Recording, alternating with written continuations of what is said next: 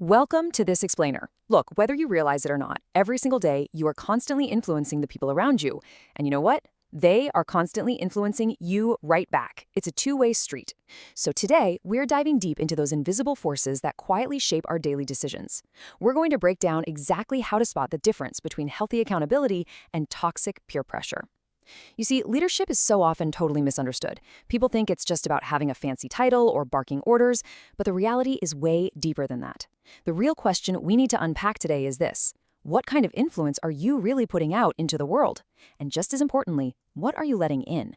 Okay, so here's our roadmap for today. We'll start with number 1, the forces that shape us. 2, accountability pushes, pressure pulls. 3, the danger of groupthink. 4, protecting boundaries with broken records. And finally, number 5, leading through respect and trust. Let's get right into it.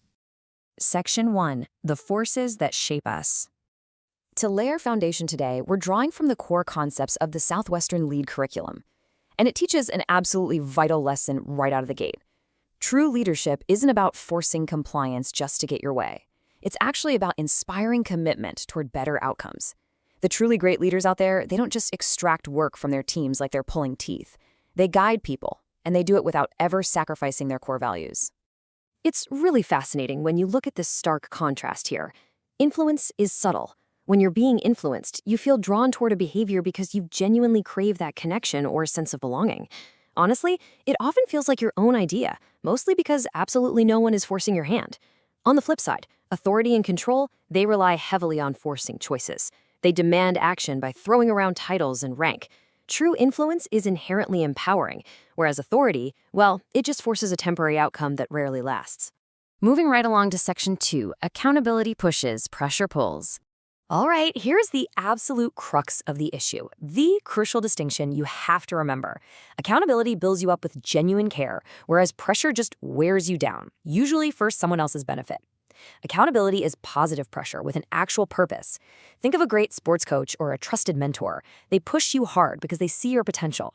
And sure, it might be uncomfortable in the moment, but it actually strengthens your values in the long run. Pressure, though, pressure asks you to compromise. It feels gross. It makes you uneasy, defensive, and drained, mostly because the ultimate goal is just benefiting the person who's applying that pressure. Notice how differently these two operate. Accountability exists entirely within the realm of respect. It creates total clarity, it sets clear expectations, and most importantly, it honors your fundamental ability to choose. Pressure actively ignores your personal boundaries.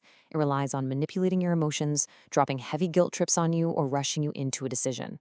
We have all felt that literal knot in our stomach when someone just flat out refuses to take no for an answer.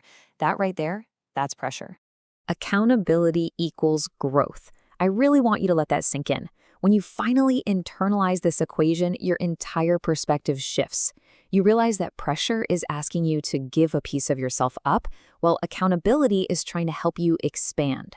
Once you master this difference in your daily life, you become so much harder to manipulate and far, far easier for the right people to trust. Let's move to Section 3, the danger of groupthink. Groupthink is such an insidious trap. It usually happens when an entire room of people decides that keeping the peace and valuing agreement is more important than getting to the actual truth. Basically, nobody wants to be the squeaky wheel or the one to disagree. So what happens? Genuinely bad, sometimes terrible ideas just skate by totally unchallenged. This is the exact environment where influence slowly and quietly shifts your personal standards, often without you even realizing it's happening. Real, authentic leadership means you have to be willing to think independently, even when it's awkward. It's a very simple truth, but man, is it a profound one. You are shaped by the people you spend time with. Their daily habits, their attitudes, their core priorities, they slowly rub off on you over time. Actually, think about the 5 people you text the most right now. Just picture them. Are they stretching you toward growth? Or are they subtly asking you to lower your standards so they feel more comfortable? It's a huge question. Now for some practical defense. Section 4, protecting boundaries with broken records. We all know saying no can be incredibly uncomfortable, right? Especially when the people around you start pushing back. But as this quote perfectly reminds us, our values are truly defined when they're tested by challenge and controversy, not when everything is smooth sailing. As a leader, you absolutely need tools to protect your boundaries without resorting to becoming defensive, aggressive, or rude when that social pressure eventually hits. So here is one of my absolute favorite defensive tools. It's called the broken record technique. It works because it completely starves pressure of the emotional drama it desperately craves. Here's how you do it. Step 1, you state your decision clearly. Step 2, do not over-explain or argue your point. Do not take the bait. Step 3, repeat your decision steadily, without emotion. Pressure completely loses its power when you stay perfectly calm and consistent. You just steadily, calmly, and clearly repeat your boundary like a broken record. When you use this technique, it shows a really quiet, firm maturity. It instantly communicates to the other person that you respect yourself and hey, you expect respect in return. Remember, boundaries are guides. They aren't massive, impenetrable brick walls.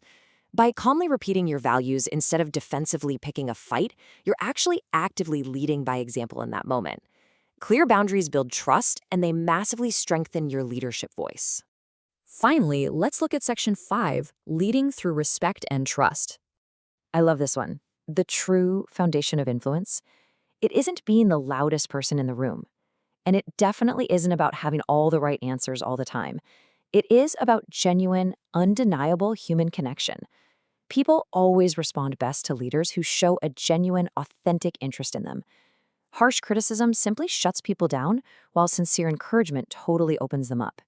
So let's hit this rapid-fire leaders toolkit because these are gold. First, listening well. That builds instant trust. Showing genuine appreciation, that builds massive motivation. Simply using someone's name when you talk to them makes them feel seen and valued. Offering public praise builds immense confidence in your team. And finally, sharing stories helps people connect emotionally, making sure they remember your lessons way longer. If you practice these simple, everyday habits consistently, people will naturally just want to follow your lead. No force required.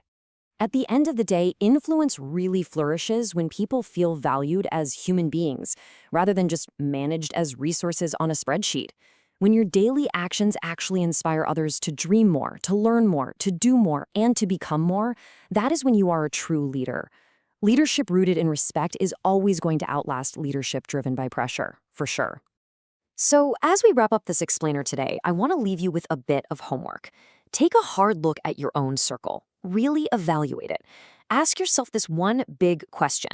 Who is holding you accountable and pushing you toward growth? And on the flip side, who is pressuring you, quietly pulling you toward compromise? Understanding that difference is your very first step to mastering true, authentic influence. Thanks so much for joining me on this one. See you next time.